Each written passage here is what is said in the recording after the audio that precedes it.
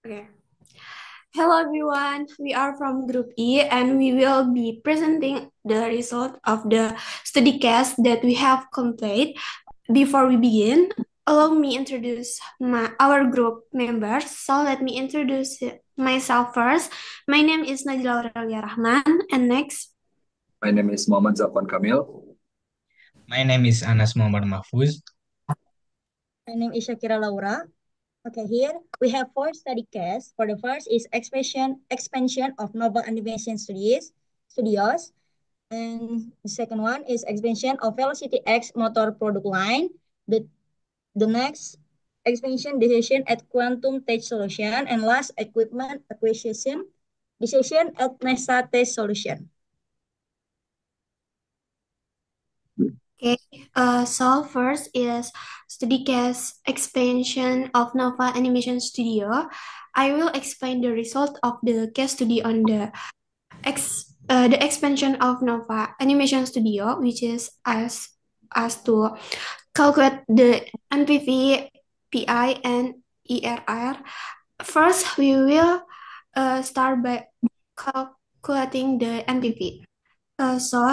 Known is initial investment is 4 million dollar and is 16 years. Cash flow is $675. Cost of capital or K is 11% or 0.11. And then the formula for NPV is NPV equals negative CV0 plus CV1 divided by 1 plus K to the power of 1 plus CV2 divided by 1 plus K to the power of 2 and so on. Then we substitute the values into the formula. NPV equals negative 4 million plus 675,000 divided by 1 plus 0.11 to the power of 1. This means that we are discounting the annual cash flow cash inflow of 675 for 16 years at a discount rate of 11%. So we need calculate each term up of the power of 16 because the cash inflows occur annually for 16 years.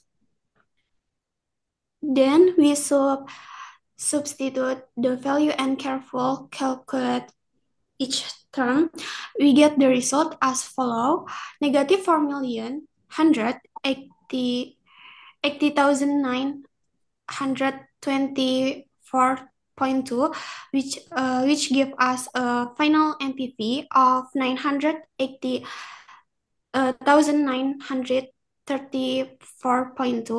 So the NPV for 1,980,924.2 is positive, meaning the project is expect to generate more value than its cost. This indicates the expansion is financial viable and should be accepted. So two is PI or profitability index. Next we calculate the profitability index or PI using the formula present value of expected cash flow divided by initial outlay. We then substitute the values 4,980,934.2 divided by 4 million, which is give us a result of 1.25. So since the PE bigger than 1 and then NPV is positive, the project should be accepted. So next and last is ERR. We will calculate the internal rate of return, but before we press but we but before we process with the rate of return calculation, we first need to find a discount rate that result in a negative NPV. After testing discount rate from 11% to 16%, we found that at 5% and 16%, the NPV is positive with a value of 19,110. Meanwhile, at 16%, the NPV is negative with a value of minus 173,760. These two value will be used in the rate of return formula. The formula for calculating the internal rate of return is ERR equals K1 minus the result of multiplying the positive NPV by the difference between K2 and K1 divided by the sum of the absolute value of the negative NPV and the positive NPV. Then we substitute the value into the formula. K1 is 15% and K2 is 16%. The negative NPV is minus 173,760, and the positive NPV is 19,110. After calculating, we get an rate of return of approximately 15.099 or rounded to 15.1%. So analysis to ERR, the calculated ERR is approximately 15.1%, which is higher than company required rate of return of 11%. This means the project is expect to generate returns above its cost of capital. Therefore, the investment is financially attractive and should be accepted. And then it is recommended that the management of Nova Animation Studios process with the planned expansion of its production facilities. This recommendation is supported by the finding that the project has a NPV of 980,934.2, a profitability index of 1.25, and ERR of 15.1%, which exceed the discount rate of 11%. That there's three indicator suggest that the project is not only financial feasible but also capable of delivering profitability returns and high investment efficiency. Through this expansion, the company has the potential to increase production capacity, expand market share, and strengthen its competitive position in the global animation industry. Okay, next. Okay, the next is study case 2, expansion of Velocity X Motors product line. For the first is initial investment requirement. The total initial cash outlay required to launch the project includes, for the first is CAPEX or CAPEX or capital expenditure, amount to $450,000. For the second is an OEC or net operating working capital, amount to $50,000. So the total investment is $500,000. Okay, next.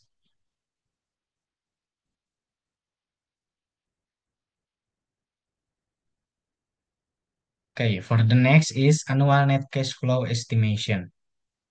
To estimate the project's annual net cash flow from year 1 to year 9, we calculate step by step from revenue to final operating cash flow. As you can see here, this image is step by step to count the operating cash flow. The result is $120,900. The project is expected to generate an annual net operating cash flow of $120,900 consistently from year 1 to year 9. Next. For the next is terminal cash flow in year 10. The total cash flow in the final year is calculated by combining the annual operating cash flow and any recoveries or adjustment at the end of the project. The breakdown is as follows. For the first is operating cash flow. As with previous years, the project is expected to generate an operating cash flow of $120,900 in year 10.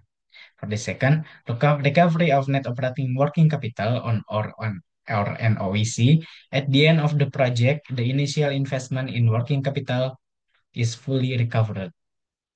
Third, asset recovery or salvage value. The production equipment is depreciated using the straight line method over 10 years, resulting in a book value of zero at the end of the project.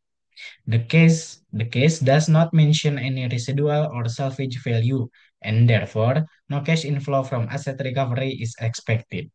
The fourth is additional financial adjustment. There are no other financial adjustment indicated in the case. As you can see here, the image, the free cash flow of year 10 is $170,900. The terminal year cash flow represents the final benefit to the company from the project before it is discontinued due to the shift to solar-powered alternative. Next. Okay, for the fourth is investment viability through NPV analysis. To evaluate whether Velocity X Motor should proceed with the expansion of its product line, a net present value analysis is conducted. The NPV method assess the profitability of the investment by comparing the present value of expected cash flow inflows against the initial investment outlay. As you can see here, the image is showing the step-by-step of NPV calculation. For the result is $262,155.22. For the next is conclusion and recommendation. Based on the financial analysis, Velocity X Motors expansion into gas-powered skateboard is financially feasible. The NPV calculation shows a positive result of $262,155.22, indicating the expected return above the minimum required rate of 10%. For the recommendation, given the positive NPV, it is recommended that Velocity X Motor proceed with this expansion. However, the company should also monitor market trends, especially the shift towards solar-powered skateboards, leverage brand strengths to position the product as a premium solution, implement strong risk management strategies, and for the last is prepare a clear exit strategy as the market evolves. Next. Okay, I will explain the study case 3 expansion decision and quantum tech solution. The first one that we have calculated is the K financial assumption. Initial investment 800 million, useful life 5 years, depreciation straight line 160 million per year is 800 million divided by 5 years of useful life.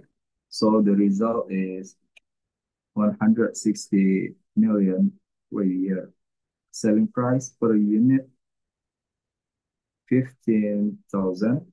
Variable cost per unit 10,000. Annual fixed cost include depreciation 350 million.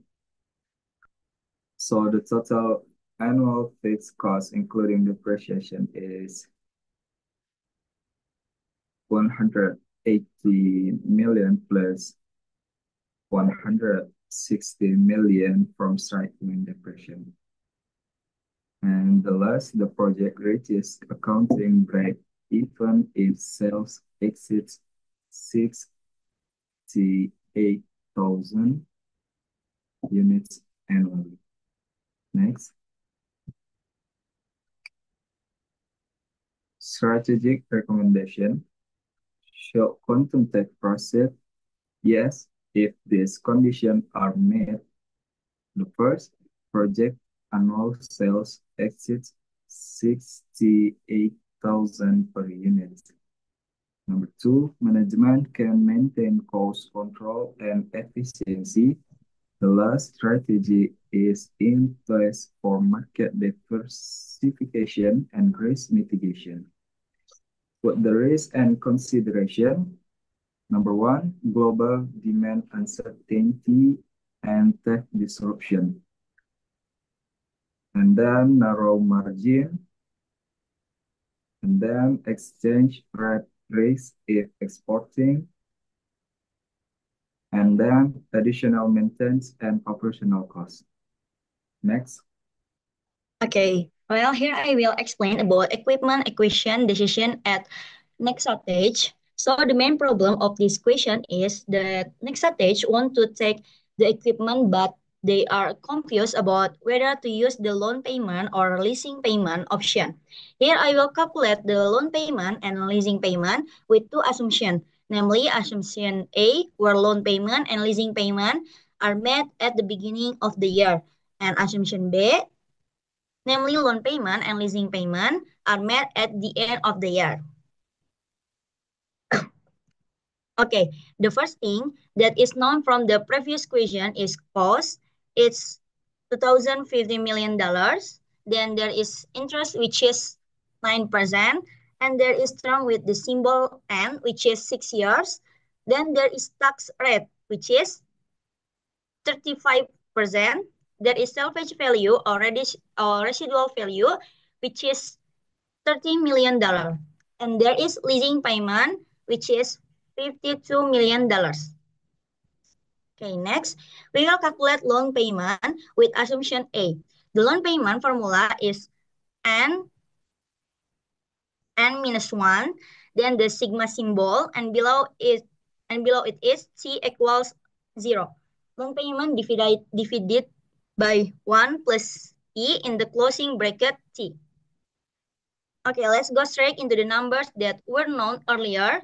That is 2,050 million is equal to loan payment times PVIF 9% in year 0 plus 0 plus loan payment times PVIFA 9% in year 5. Why year 5? Because why 5 year? Because as I explained earlier, this assumption A was made at the beginning of the year. So the payment was at the beginning of the year. And earlier, which was 6 years, was reduced by 1 to become 5. Now let's continue. 2,050 million is equal to loan payment multiplied by 1. The result of PVIF 9% in year 0 plus loan payment multiplied by 3.890. That is the result of PVIFA 9% in year 5. Next, 2,050 million is equal to loan payment plus 4.89 loan payment. So where did this 4.89 come from? It is obtained by adding PVIFA 9% in year O. Next, loan payment is equal to 2,050 million divided by 5.8 n, with the result being 51 million 1,100 to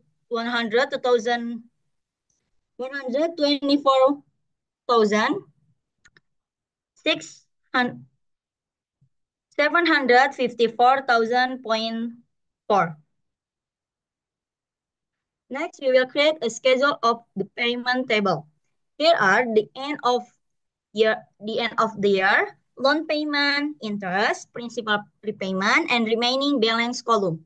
Now we start from 0 to year 5 because the payments start from the first year. From the first year.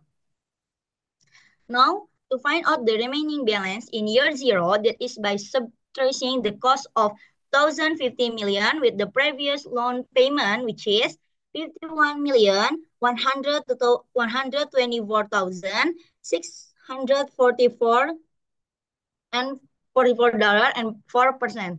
Then the result is 198,875,000, 2,055 and 55,000, 55,000.6.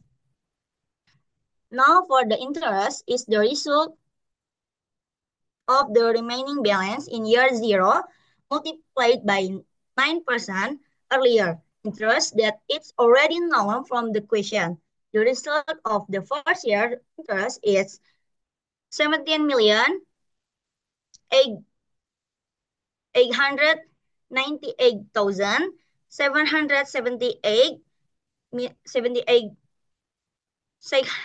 $773 and 0% and 0%.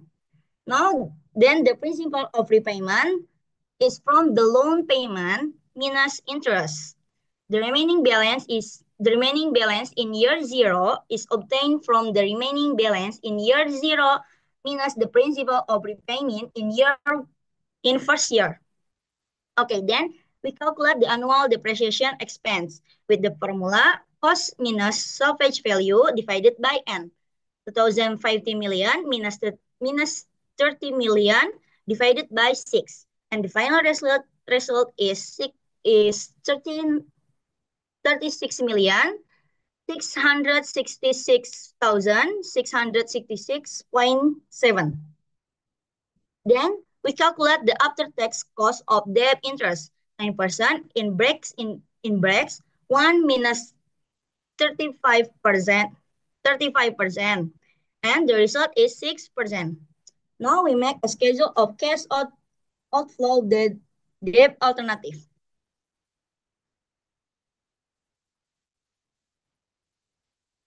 Here there are columns for end of year, loan payment, interest, depreciation, tax shield, COV after tax, and PVIV, and also PV of COV. Now here we calculate from the 0 year to 6 year, but we divide the 6 year again into the 6 year that use the loan payment, which is the salvage value. Okay, here we will calculate first from the loan payment and interest and depreciation. We already know from the table and also from the previous formula.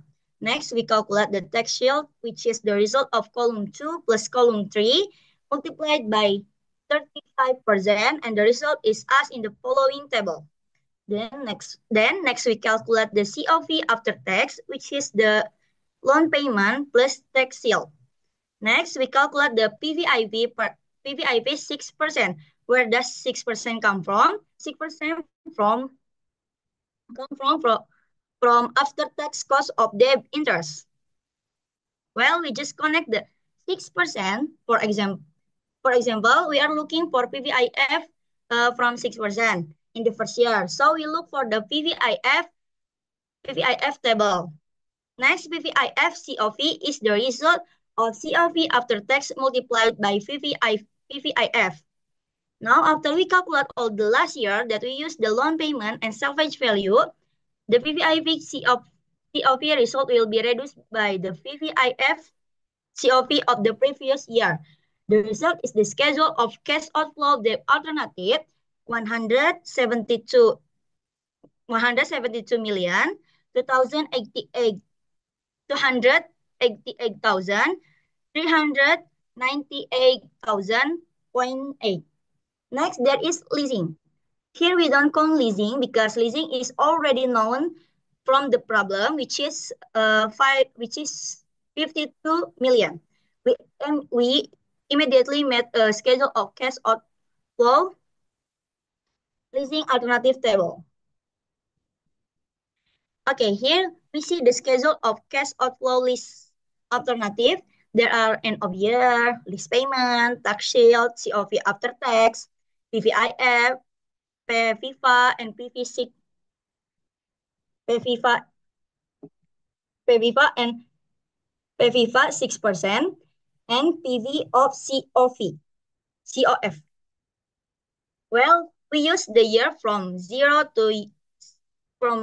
year to 6 year.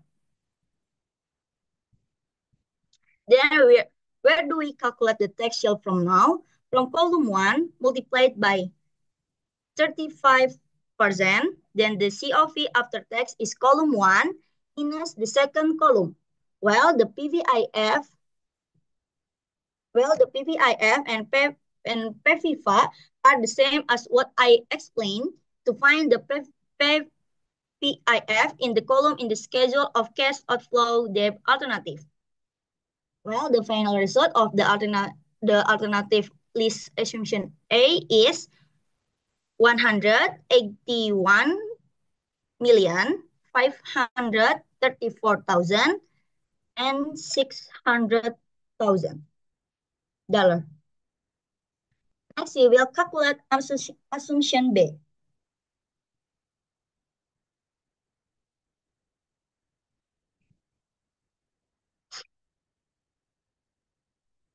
Assumption B is loan payment and lease payment are made at the end of the year.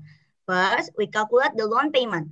Here the difference is that we don't need to reduce n by 1. So we just enter 6 year. With the final result of the loan payment, assumption B is 728,934,000, 5%. Sorry, 0.5. Next, we create a schedule of debt payments. The content of the column are the same as before, only we change the loan payment according to the loan payment assumption B. Well, the way to calculate each column is also the same as the schedule of debt payment assumption A. Next, we create a table schedule of cash outflow of debt alternative. Assumption A, the columns are still the same. So is the way to calculate is still the same too. The difference is here we don't need use 0 years anymore. We just go straight to first year to 6 year. And 6 year is also the same, divided by 2. The second one, we use the loan payment from the salvage value. Well, the final result of the schedule of cash outflow of debt alternative assumption B is 171,927,512,003.3. Well, next we calculate the leasing. Their schedule of cash outflow of leasing alternative, the contents of the column are the same, and the calculation too.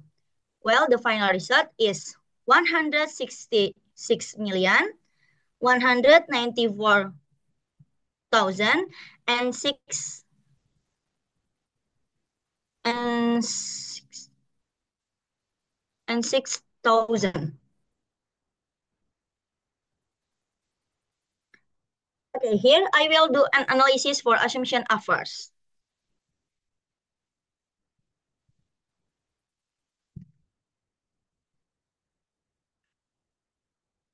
For the assumption A, namely payment at the beginning of the year, or loan and lease payment made at the beginning of the year. Now, if you use this loan payment, next stage must buy it using money and borrow from the bank.